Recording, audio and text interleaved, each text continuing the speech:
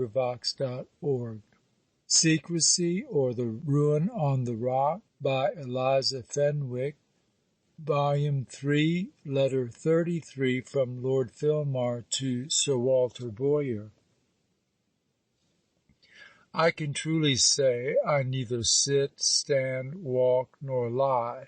That is the complete I, body and soul together. For let the former attempt its mechanical motions as it will, the other in a quite opposite direction is striking, curvetting, capering, twisting, tumbling, and playing more tricks than any fantastical ape in nature.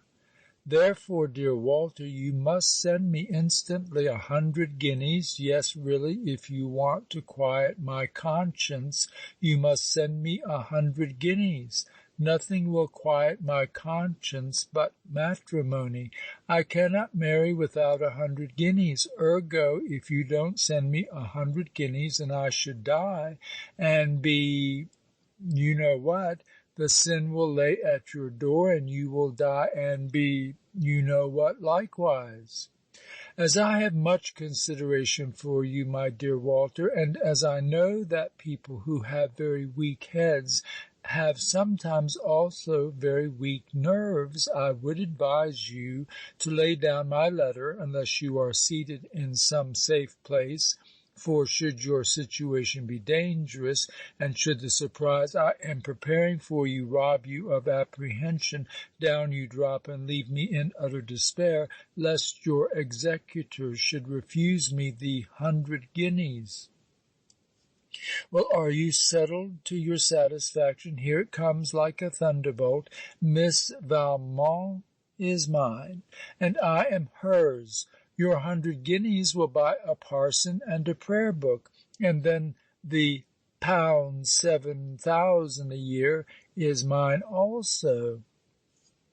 You know, dear Walter, that resolved to obtain the heiress of Valmont Castle, I left London to return to Monkton Hall, with a heart full of promise and a head full of stratagem.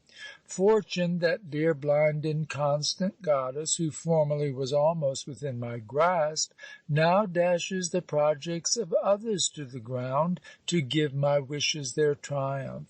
Some Merlin with more potent spells than mine broke the enchanted castle, bore off the damsel, and directed by fate and fortune brought her on the road to meet me, to the very spot where it was decreed his success should end, that mine might begin, and begun it has. Last night I slept at B, and intended breakfasting with Sir Gilbert Monckton. This morning I ordered the driver to leave the high road and cross the country, by which means I should save 6 miles of the journey. Griffiths had been unwell some days, and he now appeared so cold and so much indisposed, I thought it prudent to give him a breakfast on the road. The postilion, by the luckiest of all chances, drove up to a pretty little whitewashed inn that I shall love dearly for 6 months to come. The landlady, a curtsying civil woman, was mighty sorry she had not a better room to receive my honour in, but her best parlour, she said, was already taken up with a lady and gentleman who had arrived at 7 o'clock in the morning, and she shewed me into a little place which had 2 excellent properties, namely perfect cleanliness and a good fire. By this good fire I had sat 5 or perhaps 10 minutes, when Griffiths entered. My lord, said he, and turned back to shut the door. I have seen the strangest sight, my lord. I have seen a gentleman. At that moment a tea kettle was brought into the room, and Griffiths grew downright pettish with the damsel who bore the kettle, because she did not quit the room with sufficient speed. His information, Walter, amounted to thus much, that in the passage he had seen the gentleman who occupied the landlady's best parlour, and that this gentleman, of whom Griffiths had had a very distinct view, certainly was, or Griffiths was much deceived, the very identical sprite who reminded some of us of our devotions in the narrow passage of the West Tower at Valmont Castle. "'Tis impossible," said I. My lord, 'tis true, said Griffiths, I should know him among 1,000. I know his eyes and nose as well as I know yours, my lord. This, you will allow, Walter, was but a very vague sort of a supposition to ground any belief upon. For as eyes and noses are the common lot of all mankind, it may happen now and then that two or more may be greatly alike. Yet so diligent is hope and imagination, I could not persuade myself these eyes and this nose had any owner but the sprite of the castle. It was Miss Valmont and her hermit, my fancy said. I blessed my stars, I cursed my stars, I wondered how and why they should come hither. Then I remembered that fancy, though sometimes a prophetess, is rarely an oracle, and I thought it might not be Miss Valmont and her hermit. I consulted much with Griffiths, and at length had recourse to the waiter, a dapper, shabby-coated fellow, with a wooden leg. They came, he said, on horseback before 7 o'clock. A man who conducted them did not alight. They were impatient to be gone. They waited for a chaise. They had ordered a breakfast which neither of them had tasted. The lady did not appear, he thought, equipped for travelling. The gentleman was melancholy, and the lady restless and agitated. Miss Valmont, whispered I to myself. They are a fine couple, said the waiter. I asked if he thought they were a married pair. He answered he was sure she must be a married lady. I inquired if the gentleman seemed to be very fond of her. Not at all, replied the waiter. The gentleman sits writing, sir, with his back to her. She walks about the room muttering to herself. When I carried in the breakfast, he leaned his head against the wall and groaned with his eyes shut. It cannot be Miss Valmont and her hermit, thought I. Is the lady handsome? I asked. The waiter thought she was too pale to be very handsome, but he added that in all his born days he never beheld such a head of hair. Of what colour is it? I asked.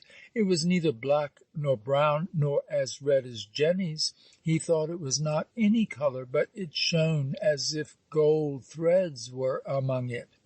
Miss Valmont, whispered my forward heart. I rose and walked hastily across the room. What did they talk about? Said I. They don't talk at all, sir. The poor gentleman seems very bad, and as I told your honour before, she walks about muttering. When they first came, as I was lighting a fire for them, the lady pulled off her hat just as if she was in a passion, and then she shook her fine waving locks as though she was wondrous proud of them, and she said her head ached with that cumbrance, and she said something more about customs and cumbrances, but I forgot what, your honour. While she talked, the gentleman looked so kind and pretty at her, it did my heart good to see him, but he is either very ill or very whimmy, for immediately while she took off her cloak, he laid his head on the table with his face downward and sighed as if his heart was breaking. I asked if he had heard her call him by any name, and the waiter replied he had heard her twice name somebody as she walked about the room, but to my great disappointment at that moment his memory had not retained the name. At this part of our conference the parlour bell rang, and the waiter disappeared, not though till I had sealed him mine by a bribe, and given him orders to return instantly. However, Griffiths, who was most zealous on this occasion, thought proper to follow him. Fortunate was it that he did, for my waiter, dull at a hint, had received a letter from the guest in the parlour, which, without consulting my will and pleasure, he was quietly bearing to a courier ready mounted and waiting for it at the inn door. Griffiths, with a careless air, took the letter from his hand. It was addressed, Walter, to Miss Ashburn. I began to stalk, to exclaim, to ejaculate. Go on, Filmar, cried I, and prosper. Henceforward be plot and stratagem sanctified, for Miss Ashburn deigns to plot. Griffiths prudently reminded me that it would be quite as well at present to think of Miss Valmont, and leave Miss Ashburn alone till another opportunity. Right, said I. 'Tis folly, 'tis madness, but to think for a moment of such a project, said I, 10 minutes after, and turning myself half round in my chair, throwing one arm across its back and one leg over the other. No, no, I'll have nothing to do with it. And I fell to shaking the uppermost leg furiously.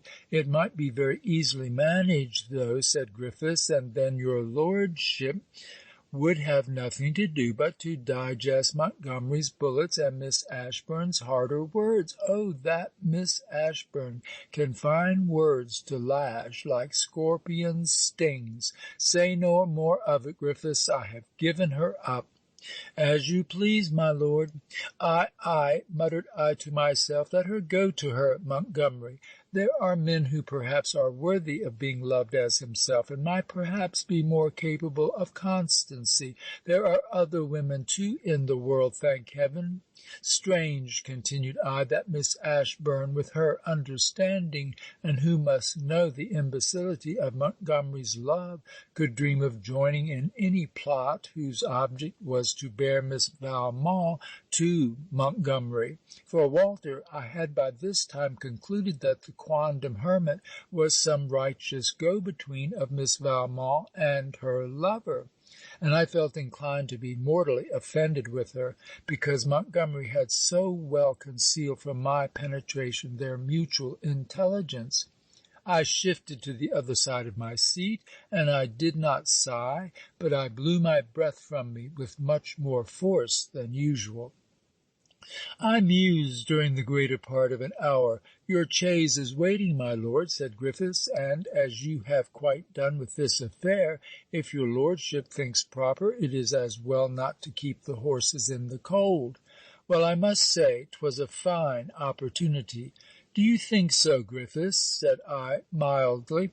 The rogue exultingly smiled, and to change my wavering into downright resolution, he recapitulated all the probabilities that awaited my attempt, and noticed the trifling hazard that would accrue, provided I adopted his plan for the purpose, should the attempt fail. Nor did he forget an oblique glance or two at certain prospects which he knew put no inconsiderable weight into the balance. Away, away, I cried, give the driver his directions, let him draw up close to the door before the other chaise, and let him be sure to keep his chaise door open, but not the step down.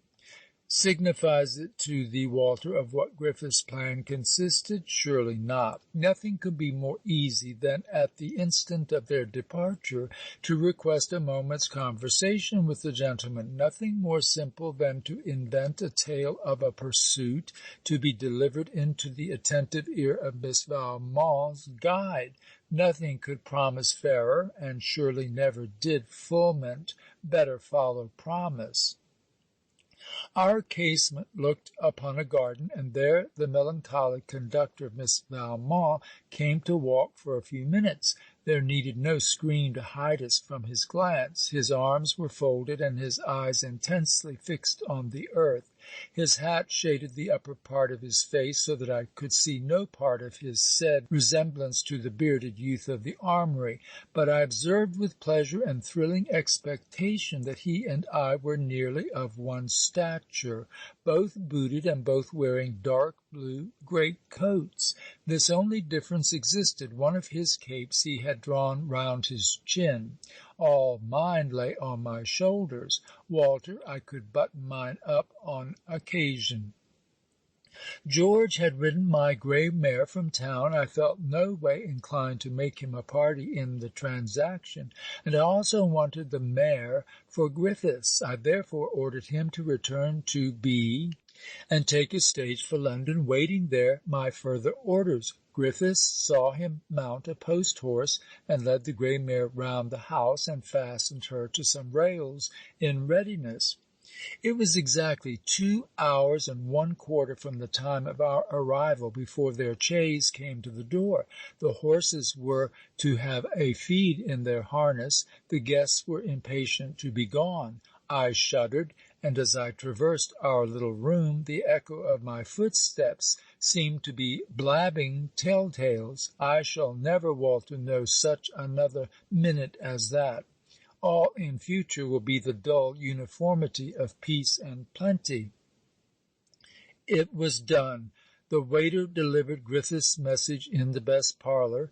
I, from a distant peeping station, saw the gentleman walk to our room. I heard the door shut, the waiter stump away. Thrilling, throbbing with hope and fear, I walked up the passage to their parlour. Wrapped in her cloak, the hood drawn over her head, her hat in her hand, stood the fair expectant. "Oh, come," said she, "do let us hasten."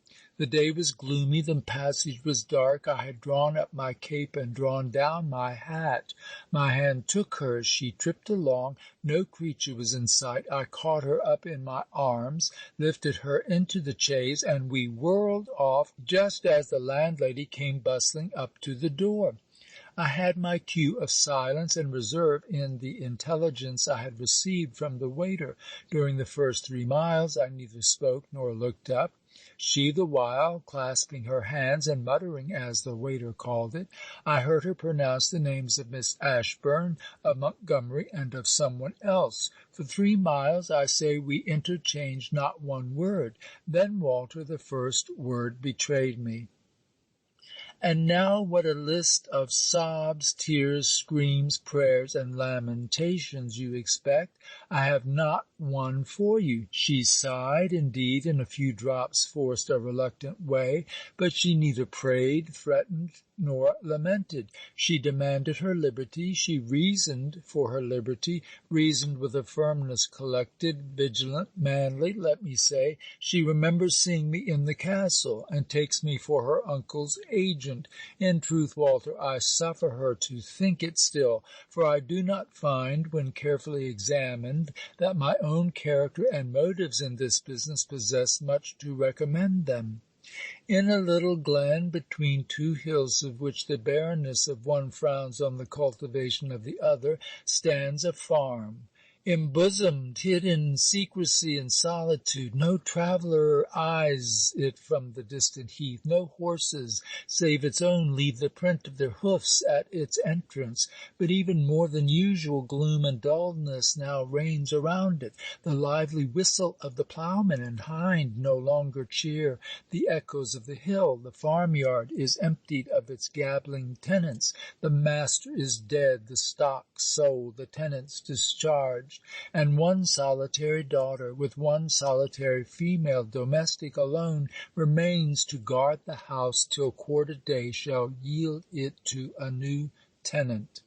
'Tis neither fit employment for my time to relate, nor for yours to read, the trifling adventures by which Griffiths became acquainted with this fair daughter, her circumstances and abode, nor how he wooed and won her love during our residence at Monkton Hall.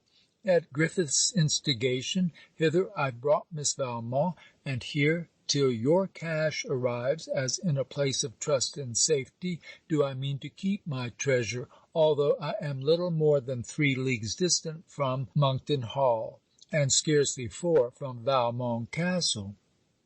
A less ready imagination than even thine, Walter, might picture to itself the manner in which Griffiths deluded Miss Valmont's knight errant with a tale of pursuit and discovery. The youth checked his surprise and renewed his vigour. He hastened to secure his lovely ward, and Griffiths meanwhile stole round the inn, mounted the grey mare, and was out of sight and sound of the consequences. I hear her walking. A slight partition divides her chamber from mine. No more of those deep-drawn sighs, my fair one. I thank heaven I am not an agent of Valmont's neither. He must have used her cruelly. She is excessively pale and strangely altered. I stand, Walter, the watchful sentinel of her chamber door, which I presume not to enter till I had her in my possession. My thoughts, in gadding after the enterprise, possessed all the saucy gaiety which youth and untamed spirits could impart. Nay, when I began to write this letter, they wore their natural character. I must shift my station from this room. Those deep, deep sighs will undo me. Hasten, dear Walter, make the wings of speed thy messengers to bear to me 100 guineas, that we may fly to the land of blessings ere I forgot that her cupids have golden-headed arrows. 7,000 per annum. Oh, 'tis an elixir to cheer the fainting spirits.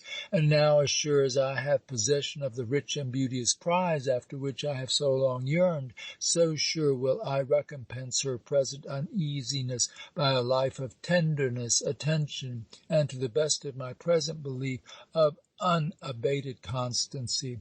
But marry me she must and shall, by God. Filmar.